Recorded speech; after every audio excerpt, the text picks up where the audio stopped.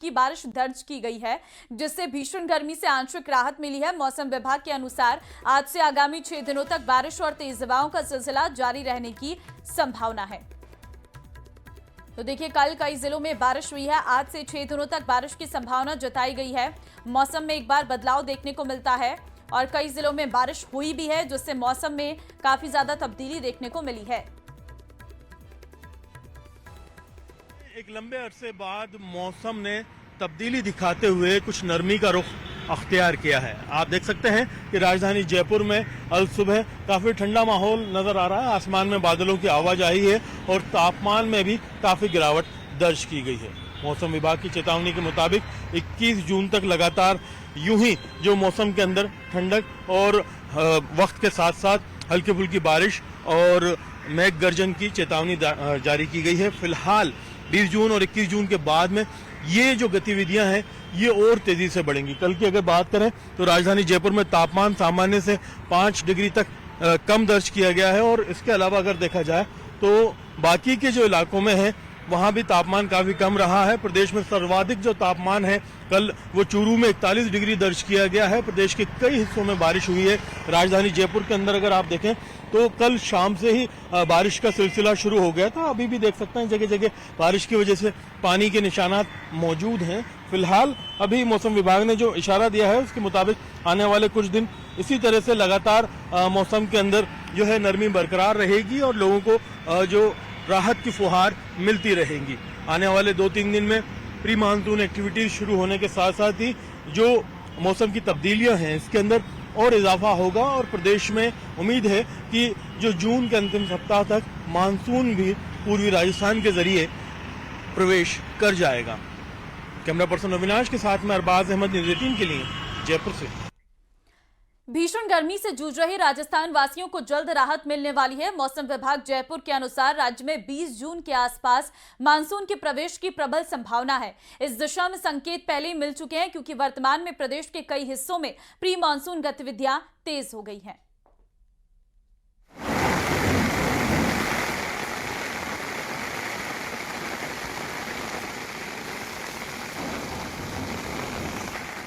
जब आसमान से आग बरस रही हो और धरती भट्टी की तरह तप रही हो तो इंसान बेजुबान की नजर आसमान की तरफ ही उठती है, क्योंकि राहत वहीं से आती है।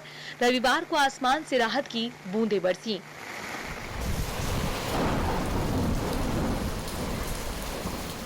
गर्म हवा और तप रहे मकानों के साथ जमीन पर जब बारिश की बूंदें पड़ी तो वातावरण में सोंधी महक घुल गई। सुकून देने वाली ये तस्वीरें दौसा से आई हैं। हफ्ते भर से दौसा के बाशिंदे भीषण गर्मी से परेशान थे। रविवार 3 बजे के बाद हुई बारिश उनके लिए राहत लेकर आई।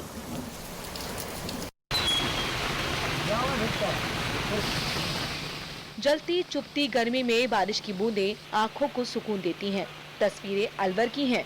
रविवार दोपहर बाद शहर में झमाझम बारिश हुई।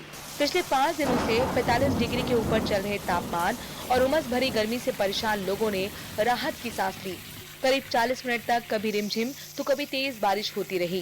बारिश के बाद तापमान में कई डिग्री की गिरावट दर्ज की गई।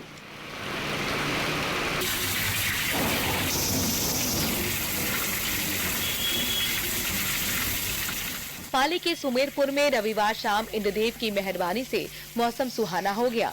पिछले कुछ दिनों से तेज गर्मी और उमस से परेशान जनता को राहत मिली।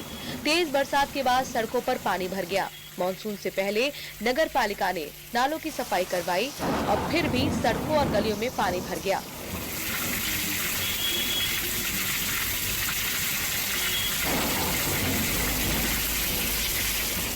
राजस्थान में भीषण गर्मी के बीच प्री मानसून बारिश राहत देने वाली है।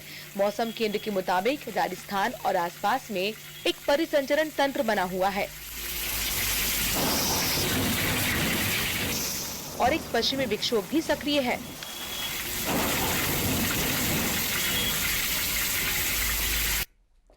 श्रीगंगानगर में देर शाम हुई झमाझम बारिश से जहां एक और गर्मी से राहत मिली है, वहीं दूसरी तरफ मुरझा रही फसलों को जीवन दान मिला है। खेतों में खड़ी नरमे की फसल के साथ ही कीनू के बाग और गुलाब और गेंदे की फसल को भी फायदा पहुंचेगा। इसके साथ ही आने वाले दिनों में मूंग और ग्वार की बिजाई के लिए भी खेतों में नमी उपलब्ध रहेगी। अभी बिजाई की है तो उसका तो नरमा वगैरह जो उसमें खराबी है जी। अगर पहले की बिजाई हुई है तो उनको फायदा है जी, बस ये बात है। अच्छा, नरमा के अलावा जैसे पशु चारा है, बरसीन है, किन्नू है और जो फूलों के पेड़ हैं, गुलाब है, गेंदा है, उनके लिए तो फायदा ही फायदा है जी, क्योंकि गर्मी बहुत ज़्यादा पड़ रही थी, 50 के लगभग टेम्परेचर था, उसके कारण पत्ते सड़ रहे थे, झड़ रहे थे, नुकसान ही हो रहा था। अहमदाबाद विमान हादसे में जान गंवाने वाले लोगों को झुंझुनू जिले के सिंघाना कस्बे में श्रद्धांजलि दी गई। जिला महिला कांग्रेस शकुंतला यादव के नेतृत्व में श्रद्धांजलि सभा कैंडल मार्च का आयोजन किया गया। इसके बाद कस्बे की मुख्य सड़कों पर कैंडल मार्च निकाला गया।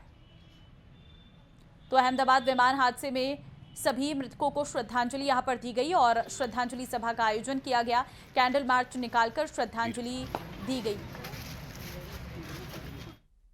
गुजरात के अहमदाबाद में जो प्लेन हादसा हुआ है वो बहुत ही दुखद, पीड़ादायी, पूरे देश को झकझोरने वाला, बहुत स्तब्ध करने वाला हादसा है। और उन मृत आत्माओं की शांति के लिए आज हमने कैंडल मार्च निकालकर उन्हें श्रद्धांजलि अर्पित की है। मैं भगवान से प्रार्थना करती हूँ कि उन सभी दिवंगत आत्माओं को अपने चरणों में स्थान दें, उनकी आत्मा को शांति प्रदान करें और उनके परिवारजनों को इस अपार दुख को सहन करने का सबल प्रदान करें। उदयपुर से ट्रेनी एसआई आदित्य उपाध्याय गिरफ्तार। एसआई भर्ती में आदित्य उपाध्याय को 19वीं रैंक मिली थी। ट्रेनी एसआई आदित्य के पिता बुद्धि सागर भी गिरफ्तार किए गए हैं। उदयपुर के मुख्य जिला शिक्षा अधिकारी हैं बुद्धि सागर। तो माफिया कुंदन से 10 लाख में हासिल किया था पेपर और इसी पेपर को पढ़कर आदित्य का परीक्षा में चयन हुआ था।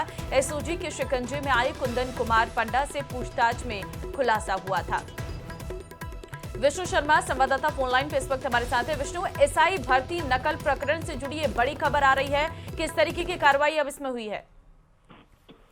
देखिए, बिल्कुल एक और ट्रेनी एसआई को एसओजी ने गिरफ्तार किया है, जिनमें आदित्य उपाध्याय, जिसकी 19वीं रैंक बताई जाती है एसआई भर्ती 2021 भर्ती परीक्षा में। साथ में आदित्य उपाध्याय के पिता, जो कि मुख्य जिला शिक्षा अधिकारी बताए जा रहे हैं उदयपुर में, बुद्धि सागर उपाध्याय, उनको भी एसओजी ने गिरफ्तार किया है।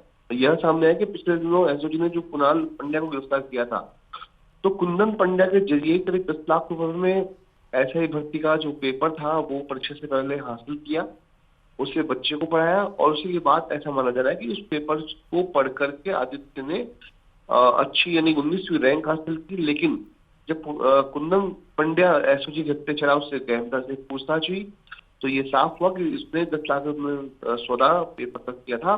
ऐसे में बुद्धि सागर उपाध्याय और उनके बेटे आदित्य उपाध्याय, जो कि ट्रेनी एसआई है, उसे आज एसओजी ने गिरफ्तार किया कल रात को और उन्हें आज कोर्ट पेश करके संभवतः रिमांड पर लिया जाएगा। ठीक है, इन दो की गिरफ्तारी से क्या बड़े इनपुट मिल सकते हैं? देखिए, इस पूरे प्रकरण में एसओजी कड़ी से कड़ी जोड़ते हुए आगे बढ़ रही है। यानी कि पिछले दिन जब कुंदन पंड्या और उसके 2 साथियों को पकड़ा था, जो कि डबल एओ थे, 3 लोगों की गिरफ्तारी के बाद अब 3 और गिरफ्तारी हो चुकी है, जिनमें 2 ट्रेनी एसआई हैं। तो ऐसे में एक जब आगे पकड़ में आता है तो उसके बाद में उसके जरिए पूछताछ में दूसरे का नाम सामने आता है और एसटी उसे गिरफ्तार कर लिया।